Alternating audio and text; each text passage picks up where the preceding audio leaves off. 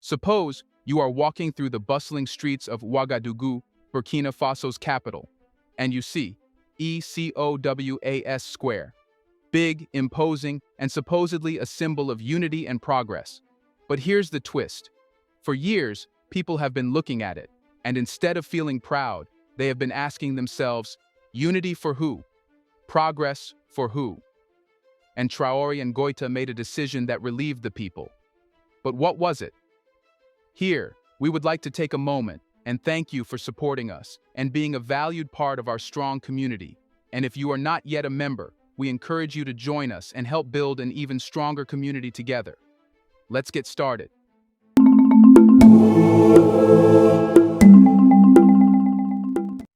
Now, let us set the scene.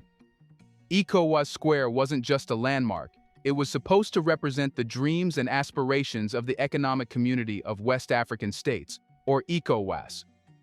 A group of countries coming together, working hand in hand to solve problems, uplift their people, and protect their futures. Sounds great, right?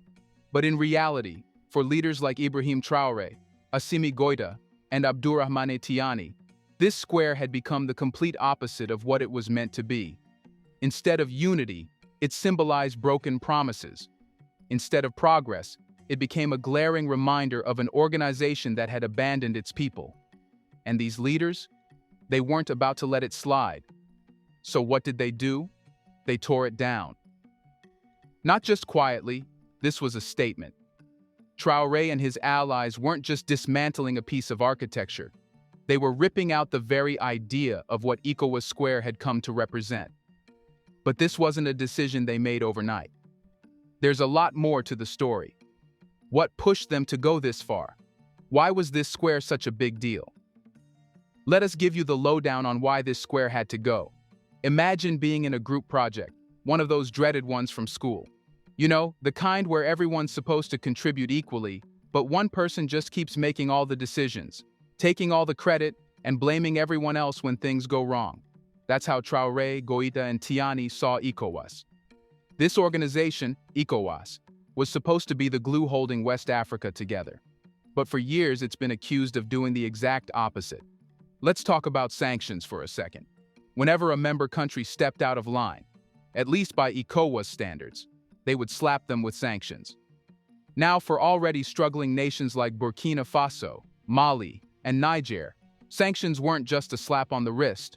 They were devastating. They didn't hurt the governments, they hurt the people. They probably didn't appreciate it.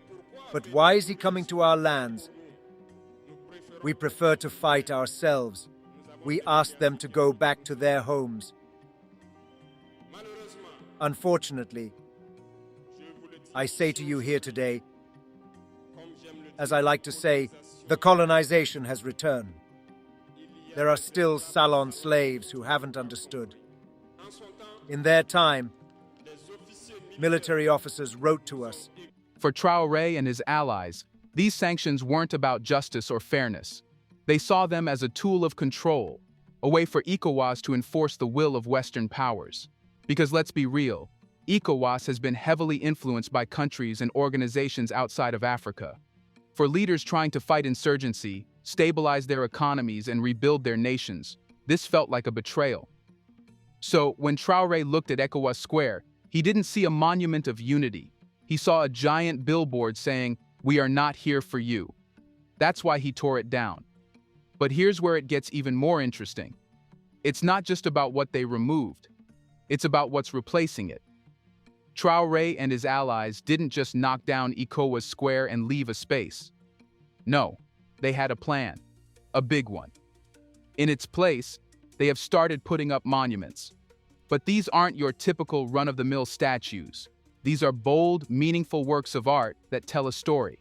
Imagine this, a towering sculpture of a mother shielding her children. It's powerful, right? It represents protection, resilience, and the strength of a nation that won't let its people fall.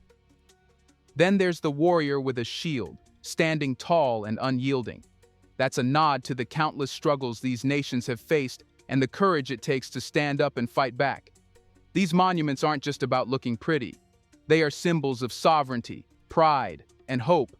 They say, We are done being told who we are. This is our story, and we are telling it our way. Traoré is not letting a power exist that is pushed by masters. We have the same blood flowing through our veins. In our veins runs the blood of these valiant warriors who fought and who reserved these lands that we call Mali, Burkina, and Niger. In our veins runs the blood of these valiant warriors who helped the whole world get rid of Nazism and many other scourges. In our veins runs the blood of these valiant warriors who were deported from Africa to Europe, America, Asia, or whatever, and who helped build these states during slavery. In our veins flows the blood of worthy men, of robust men, of capable men. And for this, let us be proud and thank you for being a national of the AES. Africa, this continent which has suffered so much and which continues to suffer because of the imperialists. These imperialists have only one cliché in mind: Africa is the empire of slaves. This is how they see Africa. For them, Africans belong to them. Our land belongs to them. Our basements belong to them. They have never been able to change software until today. It's deplorable. But how does he do it? It is unfortunately since the 1960s that these 6,000 acres of independence were given to Africa. They just placed local valleys at the head, according to them, of their sub-prefecture to be able to continue to supply them. These local valleys that we are going to describe today as living room slaves have no other guide than to seek to live like the master, to satisfy the master, and to do everything that the master dictates.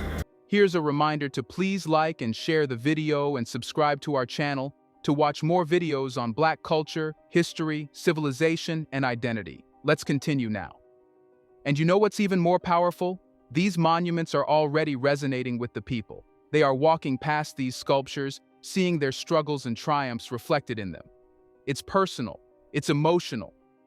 But let's zoom out for a second because this isn't just about Burkina Faso. Traoré, Goita, and Tiani aren't working in isolation. This is part of something much bigger, a partnership that's shaking up the entire region. Traoré, Goita, and Tiani are not just leaders. They are a team, and not just any team, a team with a mission. Now, if you are wondering why these three have joined forces, the answer's pretty simple. They are all facing the same problems. Insurgency is tearing through their countries, their economies have been struggling for years, and external powers have been calling the shots for way too long. These leaders, they are done with it. Think of them as the Avengers of West Africa. Each one of them brings their strengths to the table, but together they are unstoppable. They have realized something that's kind of revolutionary. When African nations stand together, they are way stronger than when they are divided. And this isn't just about politics. Their partnership is sending a message, not just to the West or ECOWAS, but to their people. It says, we have got each other's backs, and we have got yours too. And people are supporting it. This unity is a big deal, especially for citizens who have felt ignored and abandoned for so long. People are finally starting to believe that their leaders are fighting for them. But what does this mean for the average person on the ground? Here's where the story hits home. For years, the people of Burkina Faso, Mali, and Niger have felt like they are at the mercy of forces way beyond their control. Their resources have been exploited, their security has been ignored, and their futures have been decided in boardrooms thousands of miles away. But now, things are changing. When Traoré replaced ECOWAS Square with monuments of pride and resilience, it wasn't just a political move. It was a promise that their voices, their struggles, and their dreams matter. And let us tell you, people are feeling it. There's this renewed sense of hope, of pride, of belonging. For citizens who have been dealing with the harsh realities of insurgency and poverty, this shift isn't just symbolic, it's real. They are seeing investments in local industries, a renewed focus on security, and a leadership that finally seems to be putting them first. But while the people are rallying behind their leaders, there's another group that's not so thrilled: ECOWAS. And honestly, they are in big trouble. Will this inspire other African nations? Spoiler alert, it already is. Across the continent, leaders, intellectuals, and everyday citizens are closely watching the bold actions of Burkina Faso, Mali, and Niger. There's a mix of curiosity, admiration, and, let's be honest, a touch of envy. Why? Because these countries are breaking away from the traditional playbook. They are standing up to the status quo, defying external pressures, and, incredibly, they are succeeding. Many African nations have felt stuck in systems built by colonial powers, stuck under the weight of debt from exploitative loans, and stuck in agreements that seem to benefit everyone but them. Whether it's unfair trade deals, resource extraction agreements, or the constant need to answer to external organizations, the feeling of being boxed in has been pervasive. But now, something new is happening. For the first time in a long time, African nations are seeing a real alternative. They are seeing countries like Burkina Faso, Mali, and Niger take risks, prioritize their people, and reject the notion that their futures need to be dictated by others. This shift is sparking conversations not just in government halls, but in villages, towns, and cities across the continent. Think about the farmers in East Africa who have struggled with low crop prices dictated by global markets. Or the young students in Southern Africa frustrated by high unemployment rates despite their education. These are the people starting to ask the big questions. If Burkina Faso can stand up to ECOWAS, why can't we? If Mali can prioritize its people, why can't our leaders do the same? This is how revolutions begin, not with fanfare, but with quiet questions and growing realizations. It starts with a few bold leaders who refuse to back down. Then it spreads, little by little, until the entire system starts to shake under the weight of change. But let's not kid ourselves. This won't be easy. There are powerful forces that don't want this wave of sovereignty to spread. International organizations, foreign governments, and multinational corporations all have a vested interest in keeping things just as they are. Why? Because the current system benefits them. Africa provides the resources, the labor, the markets, and in return, these external players maintain their influence and profits. And that's where the pushback begins. These forces will try to discredit leaders like Traoré, Goita, and Tiani. They'll argue that rejecting organizations like ECOWAS or Western partnerships is reckless, even dangerous. They'll use media, sanctions, and political pressure to sow doubt and fear. But here's the thing. The seeds of change have already been planted. Burkina Faso, Mali, and Niger have shown that it's possible to walk away from the old systems and build something better. The question is, how many other nations will follow their lead? And this brings us back to ECOWAS. What happens to them now? If more nations follow Burkina Faso, Mali, and Niger's example, ECOWAS risks becoming irrelevant. It'll either have to adapt to this new wave of sovereignty or crumble under the weight of its refusal to change. They steal, they plunder our states, take everything to the master, and their wealth is kept with the master. They do everything to live like their master and always satisfy him. When the master commands, they execute. Do you know who these parlor slaves are? We will explain to you what it is. These are individuals who have no dignity, who have no morals, who have no personality. But the slave master always knew how to identify these individuals. They are always ready to betray their brother to satisfy the master. They have betrayed us since independence, and others continue to betray us until today for the benefit of their master. These individuals always continue against all odds to plunder Africa, to help the master to plunder Africa. They like to say it every year.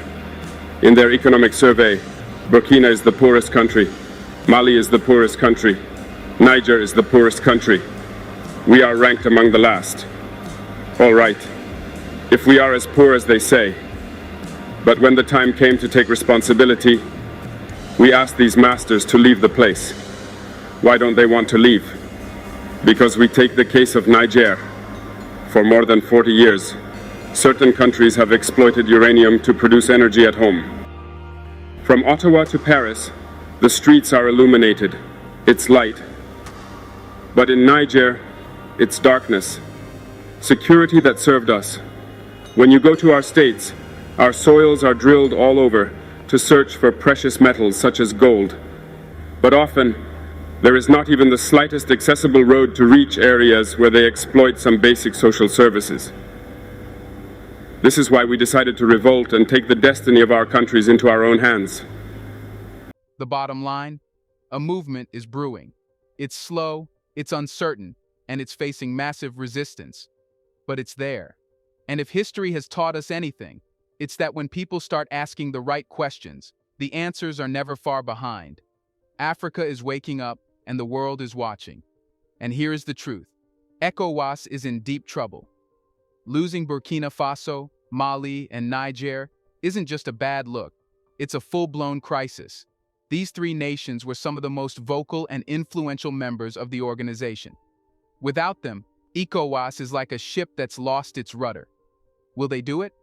Honestly, who knows? But one thing's for sure. Whether ECOWAS changes or not, the leaders of Burkina Faso, Mali, and Niger aren't waiting around. They are already building a new future. And that brings us to the big question. Is this the start of something bigger? Are we looking at the beginning of a new chapter in African history? If you ask Traoré, Goita, and Tiani, the answer is a resounding yes. These leaders aren't just making changes for their countries. They are setting an example for the entire continent. They are showing that it's possible to reject external control, prioritize sovereignty, and still succeed. And let's be honest, this moment feels different. It feels like a turning point. For years, Africa has been told what it should be, how it should act, and who it should listen to. But now, Africa is starting to tell its own story. How far will this movement go? Will it spread across the continent, reshaping the political landscape? Or will it face resistance from those who benefit from the status quo? Let us know in the comment section. What happens next? Do you want to watch more videos like this one? If so, subscribe to our channel and press the bell icon next to it. We have decided to bring videos on something nobody talks about: the Black culture, civilization, history, and evidence about how glorious Blacks have been. Thanks for watching, and until the next video, stay tuned.